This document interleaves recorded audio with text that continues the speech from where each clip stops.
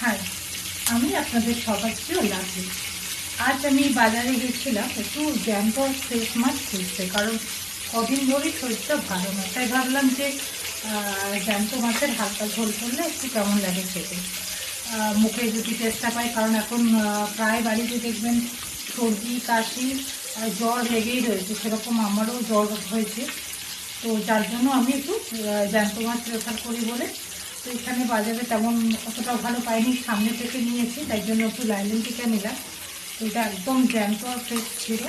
তো এটাকে আজকে আমি একটু ধনে পাতা দিয়ে হালকা করে ঝোল বানাবো।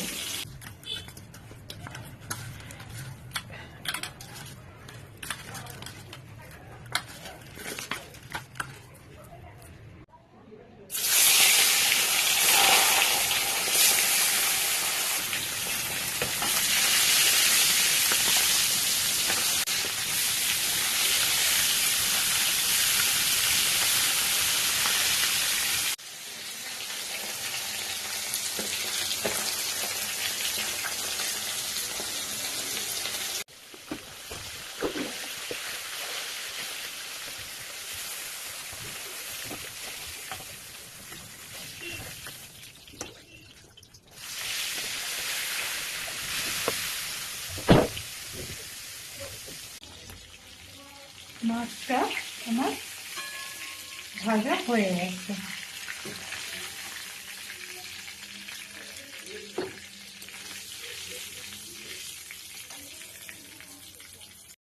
মাছটা আমার ভাজা হয়ে গেছে। এবার আমি এর মধ্যে ফোড়ন হিসেবে একটু কালো জিরে দেব, চাইলে 5 ফোড়নও দিতে পারেন যদি কালো জিরে না থাকে। তো এর মধ্যে আমি এবার দিয়ে দেব কালো জিরে।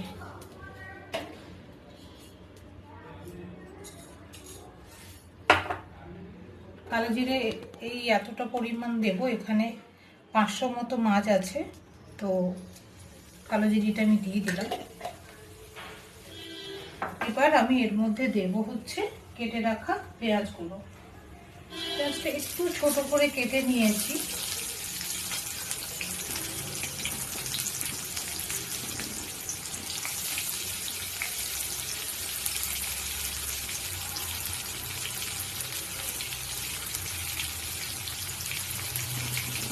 এবার এই পেঁয়াজটাকে একটু লাল করে ভাজবো।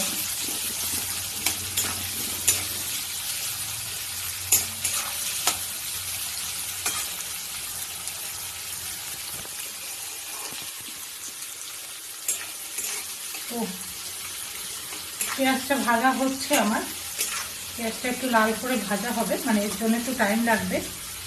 তো ভাজতে থাকি। আপনারা কে কি বানিয়ে খাচ্ছেন সেটা আমাকে জানান কমেন্টসে, নাহলে আমি বুঝবো কি করে যে আপনারা কোন আইটেমটা বানিয়ে খেয়েছেন বা কোনটা কেমন টেস্ট লেগেছে।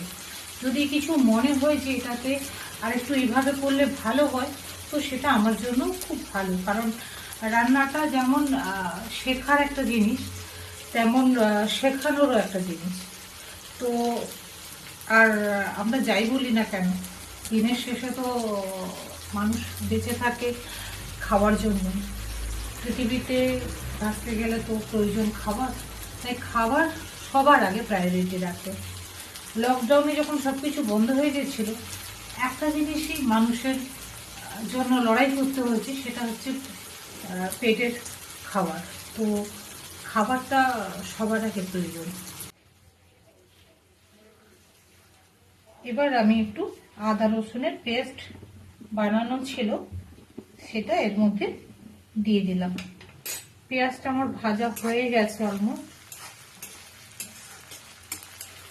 তো এটাকে আমি এবার আর একটু ভেজে নেব। চাইলে এর মধ্যে সামান্য একটু আলুও অ্যাড করতে পারেন।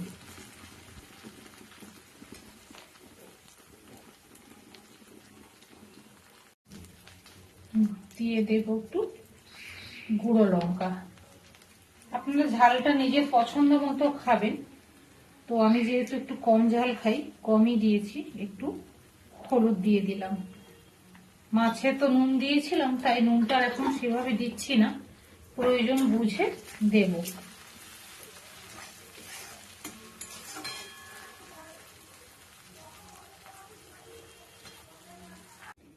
লাভলি জুলি কিচেনে ওয়াটার পিউরিফাই এসছে, তা আজকের এই জল দিয়ে আমি রান্না করব।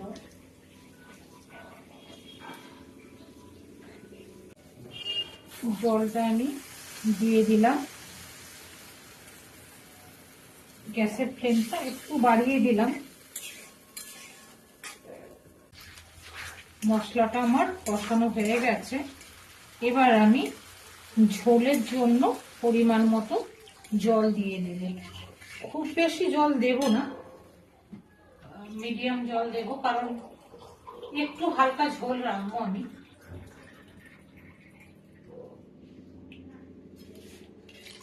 মাছের মাথাটা আছে তো, সেদ্ধ হওয়ার ব্যাপার আছে, তাই জন্য একটু বেশি জল দিলাম। এবার এটা ফুটে উঠবে, তারপরে আমি মাছটা এর মধ্যে দিয়ে দেব। খুব সুন্দর ফুটছে জলটা, আর একটু ফুটে উঠুক, আমি এর মধ্যে মাছটা দিয়ে দেব।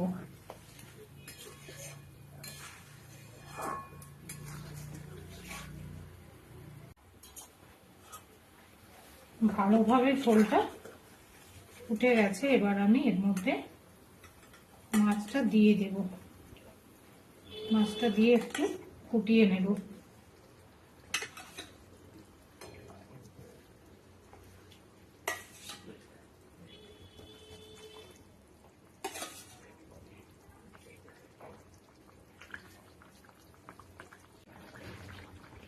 এবার এর মধ্যে আমি কেটে রাখা একটু ধনেপাতা দিয়ে দেব।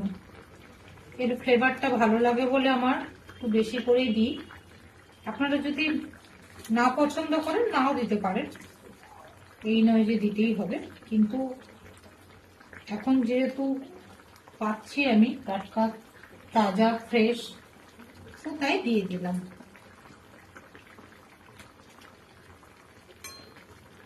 সুন্দর একটা কালার এসছে, আর অসম্ভব একটা ভালো ফ্লেভারও দিচ্ছে।